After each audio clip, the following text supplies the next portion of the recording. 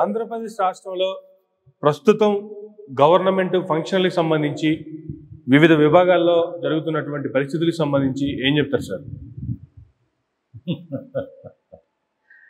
Government form అయింది కొత్తగా కదా సార్. కనీసము ఒక 5-6 నెలల పాటన్నా వెయిట్ చేసి జరుగుతున్నటువంటిది ఏంటి, బడ్జెట్ ఏం చెప్పింది, ప్రజలు ఎలా ఉన్నారు, బడ్జెట్ అలొకేషన్స్ దాన్ని బట్టి ఏ డిపార్ట్మెంట్స్ ఎట్లా పనిచేస్తున్నాయి, ఒక 5-6 నెలల పాటు వాచ్ చేస్తే కానీ మనం దాని మీద ఒక అవగాహనకు వచ్చి నిష్పక్షపాతంగా మనం చెప్పలేం. బట్ ప్రజల్లో అయితే ఆతృత ఉంటుందిగా. ప్రజల్లో ఉన్నా లేకపోయినా ఆతృత ఏంటంటే మీలాంటి యూట్యూబ్ ఛానల్కి మరీ ఆతృత ఎక్కువ ఉంటుంది. సరే, నువ్వు అడిగావు, నాకు తెలిసినంత వరకు ఏదో చెప్పడంలో పెద్ద తప్పు అంటూ కూడా ఏం లేదు. వీటిల్లో సార్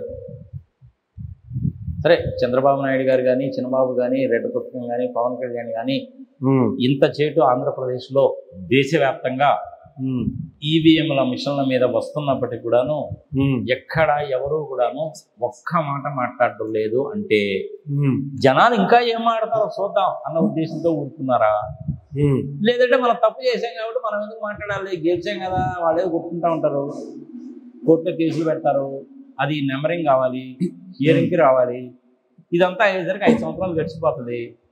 దేశం ఎట్టపోతే మనకెందుకు, రాష్ట్రం ఎట్టపోతే మనకెందుకు, మనమైతే అధికారంలో ఉన్నాం కదా అనేటువంటి నీచమైన ఆలోచనలు కనుక ఉంటే మనం చేయలేనిది. దేశం మీద ప్రేమ ఉన్నటువంటి వాడు, రాష్ట్రం మీద ప్రేమ ఉన్నటువంటి వాడు, దేశభక్తి ఉన్నటువంటి వాడు ఎవరు ఇలా టెక్నాలజీని ఉపయోగించుకొని జనాల్ని మోసం చేయరు. సరే, చేశారంటే ఇంక వాళ్ళు సాగు ఏదో వాళ్ళు వస్తారు, వదిలేసి ఉపసం, ఆయాసం, ప్రింట్ అలాంటి రోగాలు వచ్చిపోతారు, సర్వనాశనం అయిపోతారు. కాకపోయినా కానీ పైన భగవంతుడు అనేటువంటి వాడు ఉన్నాడు. మనం అందరం కూడా గాడ్ ఫెయిలింగ్ పీపుల్ కాబట్టి దట్ ఈజ్ వన్ ఆస్పెక్ట్. మరి నువ్వు ఇంతకాలం ఏం జరుగుతుంది కదా అని కదా అడుగుతున్నావు. సార్, సూపర్ 6 ప్రకటించారు. అది కుదరడానికి చాలా ఖర్చు అవుతుంది, ఇది అంత తొందరగా సాధ్యం కాదు అన్న సంగతి చంద్రబాబు నాయుడు గారు 40 years ఇండస్ట్రీ బాగా తెలుసు. జగన్మోహన్ రెడ్డి ఉన్నప్పుడు కొన్ని పథకాలు ఇచ్చారు, ఒక 50-60 వేల రూపాయలు సంవత్సరానికి ఖర్చు అయింది. 2,80,000 రూపాయలు మేము ప్రజలకు ఇచ్చామని ఆయన చెప్పారు. దాన్ని వీళ్ళు డిస్ప్యూట్ ఏం చేయలేదు. పప్పు బెల్లాలాగా పనిచేస్తున్నాడు, సోమరిపోతున్న చేసేస్తున్నాడు, ఆంధ్రప్రదేశ్ అనేది శ్రీలంక అయిపోతుంది, వెనెజులా అయిపోతుంది, పాకిస్తాన్ అయిపోతుంది, సగటు సంవత్సరం అని ప్రచారం చేశారు. చంద్రబాబు నాయుడు సూపర్ 6 క్యాలిక్యులేట్ చేసి చూస్తే అది ఇంచుమించుగా 1,11,000 కోట్ల రూపాయలు వచ్చేటట్టుంది. మరి డబ్బులు ఎక్కడి నుంచి వస్తాయి? ఇప్పుడు 14 లక్షల కోట్లు అని ఒక ఆయన అంటాడు, 12 లక్షల కోట్ల అప్పు అని ఒక ఆయన అంటాడు, 10 లక్షల కోట్ల అప్పు అందరూ వేసి కూడా చెప్తుంది. ఇవన్నీ కాదు అన్న సంగతి కూడా తేలిపోయిందిగా. సిఎండిఏజీ వాళ్ళు కానీ, ఆర్బీఐ వాళ్ళు కానీ చెప్తే నువ్వు నమ్మచ్చు. కేంద్ర ప్రభుత్వంలో నిర్మలా సీతారామన్ లాంటి వ్యక్తి కానీ, లేదంటే డిప్యూటీ ఫైనాన్స్ మినిస్టర్ ఉంటే ఆమె కానీ, అంటే స్టేట్ మినిస్టర్స్ అంటారంటే స్టేట్ ఇండిపెండెంట్ చార్జెస్ వాళ్ళు కానీ చెప్తే ఆ ఫిగర్ నమ్మచ్చు. నాకు గుర్తున్నంత వరకు సార్ 4,40,440 కోట్లు ఆంధ్రప్రదేశ్ అప్పు అని 31 మార్చి 2023 ఫిగర్. దాని తర్వాత ఇంకొంచెం రిజర్వ్ బ్యాంక్ దగ్గర నుంచి ఓడి తీసుకొని ఉండొచ్చు, ఇంకొంచెం అప్పు అయి ఉండొచ్చు, మేబీ ఒక 6 లక్షలు, 6.5 లక్షలు, 7 లక్షలు అప్పు అయి ఉంటుంది. ఆంధ్రప్రదేశ్ కంటే కూడాను తెలంగాణలో కూడా అప్పులోనే ఉందిగా, పక్కన తమిళనాడు అప్పులోనే ఉందిగా. మరి ఆంధ్రప్రదేశ్ గురించి ఎందుకు వీళ్ళు ఎంతసేపు గోల్ చేసి నానా గందరగోళం చేశారు? ఆ చెప్పిన ఫిగర్లు కూడా అన్ని తప్పుడు ఫిగర్లు అబ్బా. మనం దీని మీద కూడా చేశాంగా. సరే, ఇప్పుడు అదొక తప్పుడు ఫిగర్లు మర్చిపో. ఇచ్చినటువంటి సూపర్ 6 గురించి తప్పించుకోవడానికని చిన్నగా మొదలుపెట్టారనమాట. అంతకుముందేమో అమరావతి తిట్టారు, అప్పుల పాలు అయిపోయింది అన్నారు. వీళ్ళేమో ప్రామిసులు చేశారు, దాని ఖర్చు చూస్తేనేమో 1,20,000 కోట్లు అయిపోతుంది సంవత్సరానికి. ఆంధ్రప్రదేశ్ బడ్జెట్ ఏమో 2 లక్షల కోట్లు, అందులో 70-80 కోట్ల రూపాయలు అనేటువంటిది ప్రభుత్వ జీతాలు, పెన్షన్లు సరిపోద్ది. ఈ 1,20,000 కోట్లు దీనికి సరిపోద్ది. ఇంకా నువ్వు రోడ్డు ఏం వేస్తావు, డ్యాములు ఏం కడతావు, పాఠశాలలు ఏం పెడతావు, కాలేజీలు ఏం పెడతావు, గవర్నమెంట్ ఆఫీస్ ఫర్నిచర్ ఏం కొంటావు, ఎంప్లాయ్మెంట్ ఎలా ప్రొవైడ్ చేస్తావు, కొత్త విద్యుత్ శక్తి కేంద్రాలు ఏం పెడతావు, పరిశ్రమలు పెట్టుకోవడానికి వచ్చేటువంటి వాడికి ఇన్సెంటివ్స్ ఏమిస్తావు నువ్వు? అంటే అల్టిమేట్గా క్యాపిటల్ ఎక్స్పెండిచర్ కింద ఖర్చు పెట్టడానికి ₹1 కూడా మిగలదు. ఓకే, చంద్రబాబు నాయుడు గారికి సంగతి తెలియదు అనుకుంటున్నామే. 40 years ఇండస్ట్రీ కదా, అన్ని సంగతులు తెలిసాయి. ముందుకు గెలవాలబ్బా చెప్పేయి, ల్యాండ్ టైటిలింగ్ యాక్ట్ మీద చెప్పేసేయి, నానా గోలా చేసేయి, ఇది కదా వ్యవహారం. ఇప్పుడు ఒక్కొక్క విషయాన్ని కనుక నువ్వు కనుక తీసుకుంటే ల్యాండ్ టైటిలింగ్ యాక్ట్ అనేటువంటిది కేంద్ర ప్రభుత్వం తీసుకొచ్చింది కాబట్టి నువ్వు మస్ట్ అండ్ షుడ్గా ఇంప్లిమెంట్ చేయాల్సిందే. ఓకే, ఎలక్షన్లకు ముందేమో నేను రాగానే తీసేస్తానన్నావు, ఇప్పుడు నువ్వు తీసేసిన కనుక కుదరదు. తప్పదండి, మోడీ గారు చేయాల్సిందే అంటున్నారు, దేశంలో అందరూ చేస్తున్నారు, మనం కూడా చేయాల్సిందేనండి అంటారు. మరి ఇప్పుడు జగన్మోహన్ రెడ్డి ఉన్నప్పుడు దాన్ని పెడితే అసెంబ్లీలో తెలుగుదేశం పార్టీకి సంబంధించిన పయ్యావుల కేసు ఎవరో ఉండాలి ఆయన పేరు, ఆయన కూడా ఒప్పుకున్నాడు కదా బ్రహ్మాండంగా ఉంది ఈ చట్టం అని. అందరూ కలిసి చట్టాన్ని పాస్ చేసి ఎలక్షన్లో కూడా ఇది దిక్కుమాలిన చట్టం అంటారు. అంటే నీకు ఒక మాట మీద నిలకడ లేదు. పాయింట్ నెంబర్ 1, ఇది ప్రజలు గుర్తుపెట్టుకోవాలి. సెకండ్ థింగ్ సార్, 3,000 రూపాయలు కాదు 4,000 రూపాయలు పెన్షన్ ఇస్తాను, సంవత్సరానికి 3 సిలిండర్లు ఇస్తాను, ఇవన్నీ లెక్క కట్టుకున్న తర్వాత చెప్తాను నేను. ఇందులో ఒక్కొక్కటి తీసేయడానికి కోసం చెప్పి ప్రోగ్రామ్ మొదలుపెట్టారు చూడు. ఇప్పుడు గవర్నమెంట్ ఉన్న ఆరోగ్యశ్రీ ఆల్మోస్ట్ నీరు గార్చేశారా? అవును. మెడికల్ కాలేజీలకి సీట్ల సంగతి మళ్ళీ గొడవ మొదలైందా? 17 మెడికల్ కాలేజీలు కదా ప్రైవేటైజేషన్ చేస్తా అంటున్నారు మొదటి దాన్ని. అదే మరి ప్రైవేటైజేషన్ చేస్తారంటే ఏంది? నువ్వు ఎఫిషియెంట్ పర్సన్ అయితే నువ్వు కాలేజీలు పెట్టి నువ్వు నడిపించాలి, కానీ ప్రైవేట్ వాళ్ళకి ఇవ్వడం ఏంటి? ప్రైవేట్ వాళ్ళకి ఇచ్చావంటే నువ్వు దోచిపెట్టే. అంతేగా. నువ్వు గవర్నమెంట్ హాస్పిటల్స్ని కూడా నువ్వు ప్రైవేట్ వాళ్ళ చేతిలోకి ఇస్తే నువ్వు హాస్పిటల్లోకి వెళ్ళాలి అనేసి అంటే నీకు వందలు వేలు కట్టించుకోవాలి. విద్య ఆరోగ్యము ప్రొవైడ్ చేయాల్సిన బాధ్యత గవర్నమెంట్ది. జగన్మోహన్ రెడ్డి ఉన్నప్పుడు విద్య మీద ఆరోగ్యం మీద బాగా ఎఫర్ట్ పెట్టారు కాబట్టి గవర్నమెంట్ స్కూల్స్ కూడా బాగుపడ్డాయి, ఇంగ్లీష్ మీడియం వచ్చింది. ఆయన బైజూస్ ప్రోగ్రామ్ గురించి చాలా హేళనగా మాట్లాడాడు. అక్కడ మమతా బెనర్జీ గారు ఏకంగా వెస్ట్ బెంగాల్ అసెంబ్లీలోనే పెగాసిస్ సాఫ్ట్వేర్ గురించి మాట్లాడుతూ చంద్రబాబు నాయుడు పేరు కూడా చెప్పింది. అవును, ఇలాంటి దిక్కుమాల సాఫ్ట్వేర్లు మాకు వద్దు బాబు, ఆంధ్రప్రదేశ్ చంద్రబాబు నాయుడు గారు ఏదో కొనాలని ట్రై చేస్తున్నట్టున్నాడు, వెళ్ళి ఆయన అడగండి కాంట్రాక్ట్ తీసుకోవాలని ఆమె చెప్పింది, అసెంబ్లీలో చెప్పింది. ఇది నేను చెప్తున్నది కాదు, ప్రజలు గుర్తుపెట్టుకోవాలి. పెగాసిస్ సాఫ్ట్వేర్ లాంటిది కొనడానికి, టెలిఫోన్లు ట్యాప్ చేయడానికి, ఇన్ఫర్మేషన్ మొత్తం లాగేసుకోవడానికి ట్రై చేసేటువంటి వ్యక్తి ఈవీఎంలు మేనేజ్ చేయడం పెద్ద కష్టమా? అంతే కదా. ఇది ఒకటి గుర్తుపెట్టుకోవాలి. అంటే విద్యనే నాశనం చేయడానికి పూనుకున్నావు, ఆరోగ్యాన్ని నాశనం చేయడానికి పూనుకున్నావు. 500 మెడికల్ సీట్లు అనేటువంటిది ఆంధ్రప్రదేశ్లో పోవడానికి ప్రధాన కారణం ఏందయ్యా బాబు అంటే, హాస్పిటల్స్ కట్టి అంతా సరిగా ఉన్నాయని చెప్తే ఇండియన్ మెడికల్ కౌన్సిల్ వాళ్ళు, అదే నేషనల్ మెడికల్ కౌన్సిల్ ఏదో ఉందన్న, వాళ్ళు అప్పుడు యూ కెన్ గో హెడ్ అని చెప్తారు, వాళ్ళు సర్టిఫికేట్ ఇస్తారు, this hospital is fit for everything అని. టీచింగ్ హాస్పిటల్ కనుక అయితే 200 బెడ్ కెపాసిటీ ఉండాలి. మోడీ గారి ప్రోగ్రాం ప్రకారం ఏంటంటే ప్రతి జిల్లాకి ఒక మెడికల్ కాలేజ్ ఉండాలి. దాని కిందనే 17 మెడికల్ కాలేజీలు జగన్మోహన్ రెడ్డి మొదలుపెట్టాడు. 5 ఏమో ఇప్పుడు ఆల్రెడీ ఆపరేషన్లో ఉన్నాయి, ఇంకొక 5 మిగిలినటువంటి కూడా జరుగుతున్న సందర్భంలో ఎలక్షన్స్ వచ్చినాయి. ఇప్పుడు ఆ ప్రోగ్రామ్ స్టాప్ చేశారు. దాని మూలంగా ఏమవుతుంది? ఆంధ్రప్రదేశ్లో 500 సీట్లు కోల్పోతాం మనం. అంతే కదా. ఇది ప్రజలు గమనించాలి. ప్రైవేటైజ్ చేయాలి అనేది ఆయన ఉద్దేశం. గవర్నమెంట్ ఎఫిషియెంట్గా నడపలేదు అంటే గవర్నమెంట్కి అధిపతిగా ఉన్నట్టు నువ్వు ఇన్ఎఫిషియెంట్ అని లెక్క. ఓకే, గవర్నమెంట్ సరిగా చేయడం చేత కావట్లేదు, గవర్నమెంట్ చేయడం లేదు అనేసి అంటే చేయించాల్సిన బాధ్యత నీదేగా. అది జగన్మోహన్ రెడ్డి కావచ్చు, మోడీ కావచ్చు, అమిత్ షా కావచ్చు, కేజ్రీవాల్ కావచ్చు. అంతేగా. ప్రైవేట్ వాళ్ళకి ఇచ్చావనేసి అంటే నువ్వు చేతగానవడం అనేది అర్థం. డైరెక్ట్గా ఇండైరెక్ట్గా ఒప్పుకున్నట్టు లెక్క. ఇసుక పాలసీ సార్, ఫ్రీ ఇసుక అన్నారుగా. అవును, 1325 రూపాయల నుంచి 2500 రూపాయలు పర్ టన్ను చూసాంగా మనం. Yes sir. మరి అది ఇసుక ఉచితంగా ఇచ్చినట్టు ఎట్లా ఉంది? తెలిసిపోతుందిగా. అవును. జగన్మోహన్ రెడ్డి గారు రోడ్ల గురించి పట్టించుకోలేదు, గుంతలు నడువు నొప్పులు వచ్చేసినాయి, యాక్సిడెంట్లు జరిగిపోతున్నాయి, అంత చేయటం అన్నటువంటి వాళ్ళు ఇప్పుడు నేను రోడ్లు వేస్తాను అని చెప్పకుండా పల్లెటూళ్ళకి వెళ్ళే రోడ్లు కూడాను టోల్ గేట్లు పెడతాను, డబ్బులు వసూలు చేస్తానంటాడు. సంపద సృష్టిస్తా అన్నారు కదా సార్. సంపద సృష్టిస్తా అన్నారు కదా. సంపద సృష్టిస్తాను అన్నారు కదా. సంపదను సృష్టించడం అనేసి అంటే నువ్వు పరిశ్రమలు పెట్టుకోవడానికి వచ్చేటువంటి వాడికి ఇన్సెంటివ్స్ ఇస్తే వాడు వచ్చి పరిశ్రమ కనుక పెట్టుకుంటే ఎంప్లాయ్మెంట్ జనరేట్ అవుతుంది, సంపదల సృష్టి జరుగుతుంది. అంతేగాని నువ్వు టోల్ గేట్ పెట్టి రోడ్డు మీద పోయేవాడి దగ్గర డబ్బులు వసూలు చేస్తే సంపద సృష్టించినట్టు ఎట్ట అవుద్ది?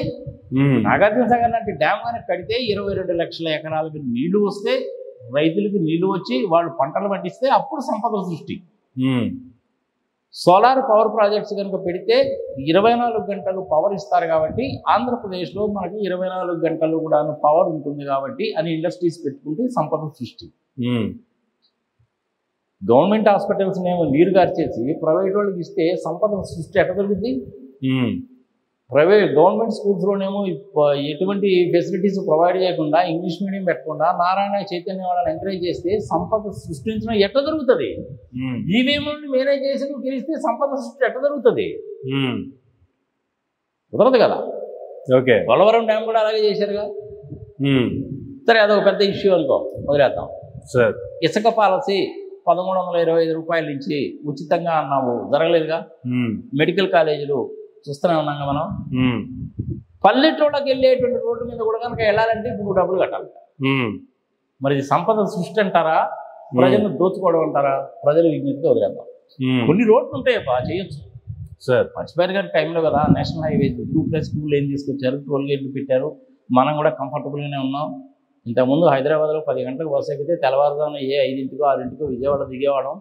ఏమీ యాక్సిడెంట్ జరగకపోతే మధ్యలో యాక్సిడెంట్ కనుక జరిగిందంటే ఇంకో 2-3 గంటలు. ఎప్పుడు ఏం జరుగుతుందో తెలియదు. చూసాం కదా మనం ఇవన్నీ.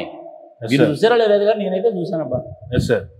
ఇప్పుడు ఈ 2+2 లేన్స్ వచ్చిన తర్వాత ఎదుటి నుంచి వచ్చేటువంటి వాడు నిన్ను కొడతాడు, యాక్సిడెంట్ జరుగుతుంది అనేటువంటిది లేదు. బాగానే ఉంది. స్పీడ్గా పోతున్నావు, అది కూడా బాగానే ఉంది. తక్కువ టైంలో పోతున్నావు, అది కూడా బాగానే ఉంది. నీకు మామూలుగా ఏంటంటే మాటి గేర్లు మార్చుకుంటూ కనుక వెళ్తే నీకు లీటర్ 10 కిలోమీటర్లు వస్తుంది అనుకో. ఈ స్పీడ్లో పోవడం మూలంగా 12 కిలోమీటర్లు ఇస్తుంది. నీకు పెట్రోల్ కూడా డీజిల్ కూడా కొంచెం సేవ్ అవుతుంది, కంఫర్టబుల్గా. అన్నిటికంటే ముందు సేఫ్టీ బాగుంది. కానీ పల్లెటూళ్ళకి వెళ్ళేటువంటి రోడ్డు కూడా టోల్ గేట్ పెడతారంటే ఇది న్యాయమా ధర్మమా? ప్రజలు విజ్ఞప్తి కోరారు సార్. ఆ టోల్ గేట్ పెట్టడం అనేది జగన్మోహన్ రెడ్డికి తెలియదా, కేజ్రీవాల్కి తెలియదా, మోడీ గారికి తెలియదా, లేకపోతే పక్కన ఉన్నటువంటి మన తమిళనాడు వాళ్ళకి తెలియదా? వాళ్ళందరూ ఎవరు పెట్టలేదు మరి ఎందుకో.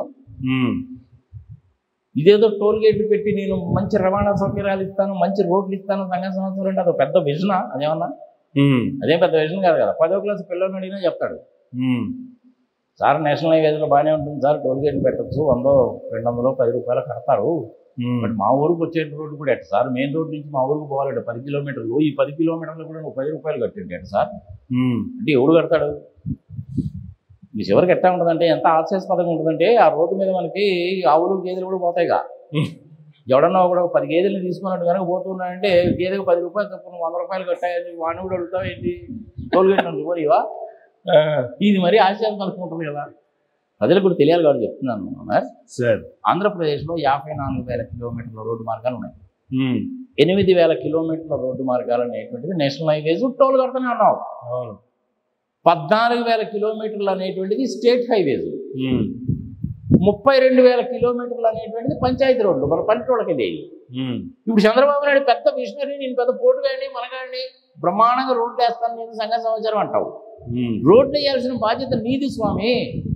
ఆ 32,000 కిలోమీటర్లు పంచాయతీ రోడ్లో కూడా నేను టోల్ గేట్ పెడతానంటే ఆ మాత్రం వేరే వాళ్ళు చేయలేరా ఏంది? ఎందుకు చేయలేదు? రాజ్యాంగ విరుద్ధం అవుతుంది. స్టేట్ హైవేస్ 14,000 కిలోమీటర్లు ఏదైతే ఉన్నాయో అందులో కొన్నిటిని ఐడెంటిఫై చేసి వాటిని నువ్వు 1-2 టోల్ గేట్లు పెట్టినా కానీ అర్థవంతంగానే ఉంటుంది. నేను ఉదాహరణ చెప్తాను సార్. మాచర్ల దగ్గర నుంచి గుంటూరు వరకు, అంటే నేను నా ఏరియాకి సంబంధించిన వాడిని కాబట్టి చాలాసార్లు చూశాను కాబట్టి చెప్తున్నా. ఇంచుమించుగా ఒక 130 కిలోమీటర్లే ఉంటుంది. ఆల్రెడీ ఒక టోల్ గేట్ ఉంది, ఇంకొక టోల్ గేట్ పెట్టుకోవచ్చు. పేరేచెర్ల తర్వాత నీకు 4 లైన్ ఉంటుంది కాబట్టి అక్కర్లేదు, పేరేచెర్ల వరకు ఒక 100 కిలోమీటర్లు అనుకో. ఆల్రెడీ ఒక టోల్ గేట్ ఉంది కాబట్టి ఇంకో టోల్ గేట్ పెట్టుకోవచ్చు. అలాంటి రోడ్లలో ట్రాఫిక్ ఉంటుంది కాబట్టి సేఫ్టీ సెక్యూరిటీ కూడా ఉంటుంది కాబట్టి లారీలు గీరీలు అన్నీ తిరుగుతుంటాయి కాబట్టి అది స్టేట్ హైవే కాబట్టి దాన్ని 4 లైన్ హైవే చేసి నువ్వు టోల్ గేట్ పెట్టి అర్థం అవుతుంది. అట్లాంటివి మొత్తం కూడా కొన్ని ఐడెంటిఫై చేసి పెట్టచ్చు, దానికి ఎవరు అబ్జెక్షన్ పెట్టరు. పల్లెటూళ్ళకి వెళ్ళే రోడ్డు కూడా పెడతారండి అట్టయా. అవన్నీ సింగిల్ లైన్ రోడ్. అది ఎదురు నుంచి కనుక ట్రాక్టర్ కనుక వచ్చిందంటే నేను సగం దిగాల్సిందే, వాడు సగం దిగాల్సిందే రోడ్డు. అక్కడ నీకు ల్యాండ్ ఎక్వైరీ చేసి ఇట్లా 4 లైన్ వేయాలి టోల్ గేట్ కనుక పెట్టాలంటే కొన్ని లక్షల ఎకరాలు పోతుంది, పంట భూములు పోతాయి. ఇప్పుడు అమరావతిలో జరిగింది కూడా అదే కదా, దిక్కుమాలి పని కదా. 33,000 ఎకరాల పంట భూములు తీసుకొని క్యాపిటల్ కట్టమేంటి. కానీ that is a different topic, వదిలే. అది ఇసుక, ఇది టోల్ గేట్. అంతకుముందు చెప్పినటువంటిది వైద్యం, విద్య. అన్నిటికంటే ఇంపార్టెంట్ థింగ్ ఏంటంటే సార్, తక్కువ రేటుకి హై క్వాలిటీ ఉండే మందు ఇస్తాము. ఇది మరీ విచిత్రంగా లేదు. ముఖ్యమంత్రి హోదాలో ఉండేటువంటి ఎవడైనా కానీ మీరు మందు తాగొద్దాయా బాబు అని చెప్పాలి. జగన్మోహన్ రెడ్డి గారు 3 విడతల్లో తీసేస్తానన్నాడు, తీయడానికి కుదరలేదు, తీయలేదు. డెఫినెట్గా అది తప్పే. జగన్మోహన్ రెడ్డి గారిని మనం నిలదీసి అడగాల్సిందే. చెప్పింది ఏంటి, చేసింది ఏందా, నువ్వు ఆ మాట చెప్పాను కదా, ఓటు వేసావు, నువ్వు ఏందా ఎట్లా చేసావు అడగదు. ఇప్పుడు చంద్రబాబు నాయుడు గారు వచ్చి తక్కువ రేటుకి క్వాలిటీ లెక్కలు ఇస్తారంటాడు. అంటే జనాలు మందు తాగి ఆరోగ్యం చెడిపోవాలి, కార్పొరేట్ హాస్పిటల్కి వెళ్ళాలి, లక్షల లక్షల డబ్బులు అవ్వాలి. ఇది న్యాయమా ధర్మమా? ప్రజలు విజ్ఞతగా వదిలేదు. దేశవ్యాప్తంగా కూడాను ఒకటేసారి అన్ని రాష్ట్రాలు, కేంద్ర ప్రభుత్వము నిర్ణయం తీసుకొని మద్య నిషేధము అంటే కానీ ఈ దురలవాటు అనేది పోదు. ఓకే, మోడీ గారు దీని మీద ఖచ్చితమైన నిర్ణయం తీసుకోవాలి. దేశవ్యాప్తంగా అవసరమైతే ఒక చట్టం పాస్ చేయాలి. ఫారెన్ నుంచి వచ్చేటువంటి వాళ్ళకి కూడా నో ఎగ్జామ్షన్, ఎవరికి ఎగ్జామ్షన్ లేదు. ఇండియాలో మద్యం తయారు చేసి ఎక్స్పోర్ట్ చేసి అమ్మండి, కానీ ఇండియాలో అమ్మడానికి వీల్లేదు.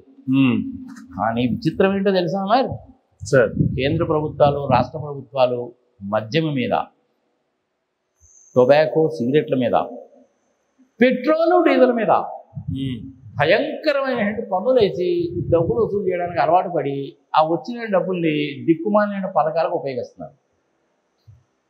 అది జగన్మోహన్ రెడ్డి కావచ్చు, సూపర్ 6 కావచ్చు. సరే, పెట్రోల్ మీద ఎలా చేస్తారు ఏమిటి సంగతి సంవత్సరం దట్ ఇస్ డిఫరెంట్ థింగ్. ఈ సందర్భంగా ప్రజలకి ఇంకొక విషయం కూడా చెప్పదలుచుకున్నాను. సార్, సెస్ అనేటువంటి పేరు పెట్టి పన్ను కనుక వసూలు చేస్తే మోడీ గారు పెట్రోల్ మీద దాని మీద సెస్ వేస్తాడు ఆయన. యాక్చువల్గా మామూలు ట్యాక్సెస్ కంటే కూడా ఈ సెస్ ఎక్కువైపోయింది. ఇప్పుడు సెస్ అనే పేరు పెట్టి మోడీ గారు కనుక పెట్రోల్ మీద, డీజిల్ మీద లీటర్కి 10 రూపాయలు కనుక వసూలు చేస్తే చంద్రబాబు నాయుడు కానీ రేవంత్ రెడ్డికి కానీ ₹1 రాదు. ఓకే, మామూలుగా అదే 10 రూపాయలు నువ్వు రెగ్యులర్ రేట్లో కనుక తీసుకుంటే అందులో చంద్రబాబు నాయుడు గారికి వాటా వస్తుంది, రేవంత్ రెడ్డి గారికి వాటా వస్తుంది. మరి వీళ్ళిద్దరూ ముఖ్యమంత్రులేగా, వీళ్ళిద్దరూ ఎందుకు అడగడం లేదు మోడీ గారిని? ఇది ప్రజలు గుర్తుపెట్టుకోవాలి. తప్పు ఎవరిది? ప్రభుత్వాలదే తప్పు. వీళ్ళిద్దరు అడగడం లేదు అనేసి అంటే వీళ్ళదే తప్పు. చెస్ అని పేరు కనుక పెట్టండి, నీకు ₹1 రాదు స్వామి. ఇది ప్రజలు గుర్తుపెట్టుకోవాలి. సార్, యాక్చువల్గా కనుక పెట్రోలు, డీజిల్ లాంటి వాటిల్ని జిఎస్టీలోకి తీసుకొచ్చి 28% ట్యాక్స్ వేసినా నీకు పెట్రోల్ ₹65 మించదు, ₹65 మించదు. ఓకే, మరి ఇప్పుడు వ్యవహారం ఏంది? ₹100 తక్కువ లేదుగా. అవును సార్. అందులో మెజారిటీ ఆఫ్ ద పార్టీ ఎవరికి పోతుందంటే మోడీ గారికే పోతుంది. సెస్ పేరు పెట్టుకోవడానికి ₹10-15 తీసేసుకుంటున్నాడు ఆయన. మళ్ళీ రెగ్యులర్ రేట్లు అనేటువంటిది వేరే. సెంట్రల్ ఎక్సైజ్, కస్టమ్స్ తో పాటు ఈ సెస్ కూడా ఆయన తీసుకుంటున్నాడు. సెంట్రల్ ఎక్సైజ్, కస్టమ్ లో మన చంద్రబాబు నాయుడు గారికి, రేవంత్ రెడ్డి గారికి షేర్ వస్తుంది. సెస్ అని పేరు పెడితే మొత్తం మోడీ దగ్గరే ఉండిపోద్ది. అంతే కదా. అది ఇది పెద్ద మోసం అనమాట ఒక రకంగా చెప్పాలంటే. జిఎస్టీలోకి తీసుకొస్తే కనుక ₹65 మించదు నీకు. ఇది ప్రజలు గుర్తుపెట్టుకోవాలి సార్. సో ఇట్లా చెప్పుకుంటూ కనుక పోతే ఇప్పటి వరకు ఉన్న సమాచారాన్ని బట్టి చెప్పగలుగుతున్నాను నేను. ముందు ఏం చేస్తారో చూడాలి. కానీ అల్టిమేట్గా వీళ్ళు చేసేటువంటి పనులు చూస్తే ప్రజల మైండ్లోకి చిన్నగా ఎక్కించడం మొదలుపెట్టారన్నమాట. 3 సిలిండర్లు అంటే కష్టం అవుతుంది, అమ్మఒడి అంటే కష్టం అవుతుంది, ₹4,000 పెన్షన్ అంటే కష్టం అవుతుంది, రైతు భరోసా అంటే కష్టం అవుతుంది, చిన్నగా ఎక్కించడం అనమాట. ముందు తెలియదేది నీకు. చంద్రబాబు నాయుడు 40 years విజను, నేను బిల్ గేట్స్ని తెచ్చాను, వాడిని తెచ్చాను, వీడిని తెచ్చాను, బ్రహ్మాండంగా చేశాను, నవనగరాలు అని ఇంతసేపు డబ్బా కొట్టుకునేవాడివి. ప్రోగ్రామ్ నువ్వు చెప్పేటప్పుడు 3 సిలిండర్లు ఫ్రీ అంటే ఎంత ఖర్చు అవుతుంది తెలియదా నీకు? కానీ ఇప్పుడు డేటా లేదు, అన్నీ తెలుసు. గెలవడం కోసం అని చెప్పాడు. ప్రజలు ఇదేదో బాగానే ఉందని నమ్మింది అని చెప్పి ఓట్లు వేశారు. సరే, ఈవీఎంల మేనేజ్మెంట్ తీసి దాని డిఫరెంట్ థింగ్. అన్ని సంగతులు తెలిసి కూడా నువ్వు ఓట్లు వేయించుకొని అధికారంలోకి వచ్చిన తర్వాత చెయ్యడం చేతగాక చిన్నగా నీరు గార్చేవాళ్ళు. ప్రజలు ఊరుకుంటారు అనుకున్నామేంది, ఒక్క 6 నెలలు వెయిట్ చేయి, ప్రజల్లో తిరుగుబాటు వస్తుంది. ఎవరో కాదు, లేడీసే ఒప్పుకోరు. మా అమ్మ వాడే 15,000 ఏది, వాళ్ళు చంద్రబాబు నాయుడు ఏమో అడగరు, డైరెక్ట్గా మొగుళ్ళని పిలుస్తారు. 15,000 ఎదురాపో, 15,000 ఎదురాపోవాలి. వీడి బాధ తట్టుకోలేక బయటికి వెళ్ళి ఇంకొకరికి ఎక్స్ట్రా తాగుతాడు. దాని మూలంగా చంద్రబాబు నాయుడుకి లాభం, ఇంటి వాళ్ళకి ఏ లాభం? ఇది ప్రజలు గుర్తుపెట్టుకోవాలి. పెన్షన్ 4,000 ఇస్తాను, 4,000 ఇస్తాను, ఏంది లేట్ అయిపోయింది, ఏంది అమ్మ ఒడి ఏది, రైతు భరోసా ఏది, ఇవన్నీ ప్రజలే అడుగుతారు. అందుకే నేను చెప్తుంది, ఒక 5-6 నెలలు కనుక వెయిట్ చేస్తే మొత్తం వ్యవహారాలు బయటకు వస్తాయి. ఆల్రెడీ ఇసుక బయటకు వచ్చేసింది, తెలుస్తూనే ఉంది. మెడికల్ కాలేజీలో సీట్ల వ్యవహారం బయటకు వచ్చేసింది. 3 సిలిండర్లో మరి ఎప్పుడు సిలిండర్ ఇస్తారో తెలియదు. చూడాలి, వేచి చూద్దాం ఏం జరుగుతుందో. అంత ఈజీ కాదబ్బా అది. చంద్రబాబు నాయుడు గారికి అన్నీ తెలుసు, కేవలం గెలవడం కోసం అని చెప్పి ప్రామిసులు చేశాడు. ఇప్పుడు వాటిలో నుంచి బయటెట్టబడాలో తెలియట్లేదు. అడ్డగోలుగా అప్పు చేయడానికి వీల్లేదు. మరి రిసోర్సెస్ అన్ని వస్తాయి నీకు. అయితే ఇవన్నీ ఇలాగుంటే మన రీసెంట్గా స్వాతంత్ర దినోత్సవం సందర్భంగా అన్నా క్యాంటీన్స్ ప్రారంభించడం కూడా జరిగింది.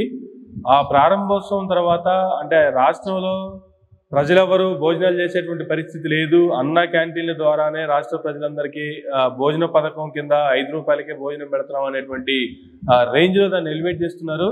ఇవాళ అన్నా క్యాంటీన్లు అన్నిటికీ లేదు, మిగతా ప్రభుత్వ కార్యాలయాలు కావచ్చు, ఏవైనా కావచ్చు, ప్రతిదానికి కూడా టీడీపీ రంగులు వేయడాన్ని ఎలా చూడాలి సార్? ఏం చెప్తారు దీనికి సంబంధించి? పనికి మాలి పొలా ఇవన్నీ ఇంతకుముందు ఇట్లనే రంగులు వేస్తున్నారు. సంఘటన సంవత్సరం హైకోర్టులో కేసులు పెడితే ఆడెవడో ఒక ఆయన జడ్జి ఉండేవాడు, పనికిమాలిన జడ్జి. సరే తర్వాత పనికిమాలిన జడ్జి పేరేంటో నాకైతే గుర్తు రావట్లేదు, రిటైర్ అయిపోయాడు అనుకో. ఇప్పుడు సుప్రీంకోర్టు వాళ్ళు అతన్ని మోడ బాలగొట్టినంత పని చేశారు. అలాంటి దరిద్రులు కొంతమంది జడ్జిలుగా ఉంటే కేసులు పెడితే అలాగే ఉంటాయి. అతను ఆ ఫినోలెక్స్ కేబుల్స్కి సంబంధించిన దాంట్లో అడ్డంగా ఇరుక్కుపోయి సుప్రీంకోర్టు వాళ్ళు ఇచ్చిన జడ్జిమెంట్ని కూడా తీసి పక్కన పెడితే చంద్రచూడ్ గారు గట్టిగానే వార్నింగ్లు ఇచ్చారు, వాళ్ళు పీకేశారు. తర్వాత అలాంటి వాళ్ళు హైకోర్టులో జడ్జిలుగా కనుకుంటే ఏ కేసు పెట్టినా కానీ గెలుస్తారు, వాళ్ళకి అనుకూలంగా గెలుస్తారు. రంగులు వేయడం అనేది ఏముందబ్బా, ఏదో ఒక రంగు వేయాలి కాబట్టి వేసారులే, పెద్ద సీరియస్ థింగ్ ఏం కాదు. వాళ్ళు అన్నారు కదా అని చెప్పి వీళ్ళు చేశారు కదా, నువ్వు వాడడం ఏంది, నేను చెప్పడం ఏదో వేసుకొని అబ్బాయి ఏమి. ఇప్పుడు ఫలానా దానికి ఫలానా రంగు వేయాలని దాని విషయాన్ని కూడా నువ్వు భారత రాజ్యాంగంలో పెట్టాలంటే ఎట్లా? మరీ అన్యాయం కదా. దానికి ఏదో సమ్ గైడ్ లైన్స్ ఉంటుంది. బ్రిటిష్ వాళ్ళు ఉన్నప్పుడు ఏం చేసేవాడు అంటే పోలీస్ స్టేషన్స్కి, రైల్వే స్టేషన్స్కి అన్నింటికి కూడా ఎర్ర రంగు వేసేవాడు సార్. అట్లనే ఇప్పుడు కలెక్టర్స్ బిల్డింగ్స్ కానీ అట్లాంటివి కనుక ఉన్నట్టయితే ఇటుకలతో కాకుండా గ్రెనైట్తో కట్టేవాళ్ళు. గుంటూరు కలెక్టరేట్ హౌస్ ఇప్పటికి కూడా అలాగే ఉంటుంది. అయితే తర్వాత ఏంటంటే రోజులు మారుతున్న దాన్ని బట్టి వస్తాయి, కాలానికి అనుగుణంగా మారుతూ ఉంటారు. ఒకప్పుడు ఆర్టీసీ బస్సు అంటే ఏంది, ఏం బస్సు ఏంటి ఎర్ర బస్సు ఎక్కువ వచ్చేవా అనేవాళ్ళు. అంటే ఆర్టీసీ బస్సు ప్యాసింజర్ బస్సు అన్నింటికి ఎర్ర రంగు వేసేవాళ్ళుగా, కానీ ఎక్స్ప్రెస్ బస్సులకి వాటికి వేరే రంగులు వేసేవాడు అనుకో. ఇప్పుడు ఏంటంటే ఏ రంగు బాగుంటే ఆ రంగు, ఏది బాగా షైనింగ్గా ఉంటే ఆ రంగు వేసుకుంటారు, తప్పలేదు. బట్ దీనికి సంబంధించిన స్టాండర్డ్స్ అనేటువంటిది రాజ్యాంగంలో చెప్పాలంటే కష్టం. అది గవర్నమెంట్ సర్క్యులర్ ఇవ్వచ్చు. అది స్కూల్స్ అన్నిటికీ ఈ కలర్ ఉండాలి, కలెక్టరేట్ ఆఫీస్కి ఈ కలర్ ఉండాలి, పోలీస్ స్టేషన్కి ఈ రంగు ఉండాలి, బస్ స్టాండ్లకి ఈ రంగు ఉండాలి అని చెప్పొచ్చు. చెప్పడంలో ఏం తప్పేం లేదు. కానీ ఏందే ఎల్లో రంగు ఎర్ర రంగు ఏదో వేసుకున్నారేమో, పోలే బాధ ఏం పెద్ద ఏం కాదు, అది పెద్ద ఇష్యూ అంటే ఏం కాదు. అది అన్నా క్యాంటీన్లు ప్రారంభించడం అనేటువంటి ఇట్స్ ఓకే, బాగా మళ్ళీ అనేది ఏదో రోజుకు 300 మంది కంటే ఎక్కువ పెట్టినట్టు కదా. అని అప్పుడు అన్నా క్యాంటీన్లు ఓపెన్ చేసినప్పుడు ఏంటంటే కింద బ్రహ్మాండమైన ఫ్లోరింగ్, ఇలాంటి ఫ్లోరింగ్, పెద్ద టీవీ, ఎయిర్ కండిషనింగ్, మంచి బల్లలు, కుర్చీలు, 5 రూపాయల కోసం చెప్పి అన్నం తినడానికి వచ్చేటువంటి వాడికి పెద్ద టీవీ ఎందుకు, ఇంత మంచి ఫ్లోరింగ్ ఎందుకు, దానికి లోపల ఏసీ ఎందుకు చెప్పు. అయ్యే పనికి మాలి పనులంటే. కానీ చంద్రబాబు నాయుడు గారికి ఏంటంటే ఏదైనా కానీ లావిష్గా ఉండాలన్నమాట. ఆయన బతుకు చూద్దాము, ఎక్కడి నుంచి వచ్చాడు రా బాబు అనేసి అంటే 2 ఎకరాల పొలము, వాళ్ళ అమ్మగారు పాపం పచ్చడి పెట్టి రూపాయి పోగు చేసి డబ్బులు సంపాదిస్తే ఈయన చిన్నగా ఎంఏ దాకా చదువుకున్నాడు. మన అలాంటప్పుడు ఆయన ఆ వ్యక్తిలోనే ఉండాలి, కానీ అంత ఏదో అమెరికా లెవెల్లో ఉండాలంటే ఎట్లా? అమెరికాలో ఉన్నట్టు నువ్వు ఉంటున్నావా? ఉండలేదు కదా. వాళ్ళతో నీకు కంపారిజన్ ఎందుకు? మన దేశ పరిస్థితులు కాలానికి అనుగుణంగా పోవాలి. మామూలు మాసాల బండలు వేసుకున్నా కానీ సరిపోద్ది. ఏసీ ఎందుకు లోపల 2-3 ఫ్యాన్లు పెడితే సరిపోద్ది. పెద్ద టీవీ ఎందుకు? 65 ఇంచెస్ స్క్రీన్ టీవీ ఎందుకు చెప్పలేదు? ఆడ అన్నం తినడానికి వస్తాడు కానీ టీవీలో చూడడానికి వస్తాడా? నువ్వు ఎప్పుడైతే ఏసీ పెట్టావు పెద్ద టీవీ వస్తావు వాడు 10 నిమిషాలు అన్నం తినిపోవాల్సిన వాడు 2 గంటలు ఆడే కూర్చుంటాడు. దాని మూలంగా వేరే వాళ్ళకి తినడానికి అవకాశం ఉండదు. సాయంత్రం అయిపోయిందంటే షట్టర్ దించేసుకుని పోతుంది. ఏంటంటే నా క్యాంటీన్లో 5 రూపాయలకు భోజనం పెట్టడం మనం హైదరాబాద్లో కూడా చూస్తున్నాం కదా. Yes sir. కానీ అది పెద్ద విశేషం ఏం కాదు, పెద్ద ఇన్నోవేటివ్ థింగ్ అంటే ఏం కాదు. అది 40 years ఇండస్ట్రీ గొప్ప విజన్లో నుంచి బయటకు వచ్చిన అనేది ఏం కాదు అది. నెక్స్ట్ కానీ సూపర్ 6 కంటే మించి సూపర్ 6 పథకాలన్నీ అనవసరం, అన్నా క్యాంటీన్ ఒకటే బెస్ట్ అన్నంత రేంజ్లో ఎలివేషన్స్ అయితే ఇస్తున్నారు కదా సార్. మొన్న ఆయన ఏదో భోజనం చేస్తున్నప్పుడు సంగతి మాత్రం నేను కూడా ఏదో వీడియో చూస్తాను. వేరే ఇంకొక ఆయన ఏమన్నా అడుగుతున్నాడు. ఆటో డ్రైవర్ అట. సార్ నీదేంది డీజిలా పెట్రోలా? నాది డీజిలేనండి. డీజిలేనా? అని ఏంటిదండి ఎలక్ట్రిక్ కింద కన్వర్ట్ చేసుకోపోయావా? నీకు తెలియదా దాని గురించి? అంటే నాకు పెద్ద అవగాహన లేదండి అని చెప్తున్నాడు అతను. ఏముందా డీజిల్ ఇంజనే కదా, డీజిల్ ఇంజన్ తీసేసి ఎలక్ట్రిక్ ఇంజన్ పెట్టు. డీజిల్ ఇంజన్ తీసేసి ఎలక్ట్రిక్ ఇంజన్ ఎట్ట పెడతారా? నాకు అర్థం కాదు. ఎలక్ట్రిక్ వెహికల్స్కి ఇంజన్ ఉండదు, ఉండేది ఛార్జింగ్ చేసుకుంటావు, బ్యాటరీలు ఉంటాయి, ఇంజన్ ఎందుకుంటుంది? సరే ఏదో పాపం పెద్ద ఆయన ఏదో అన్నాడు, వదిలేదు. ఎందుకంటే పెద్ద సీరియస్గా పట్టించుకోవాల్సిన పని కూడా ఏం లేదు. అప్పుడప్పుడు ఇలాగ ఏంటంటే అడ్డంగా దొరికిపోతూ ఉంటారు. జస్ట్ జోక్ కింద తీసుకోదాన్ని, లైట్గా తీసుకో.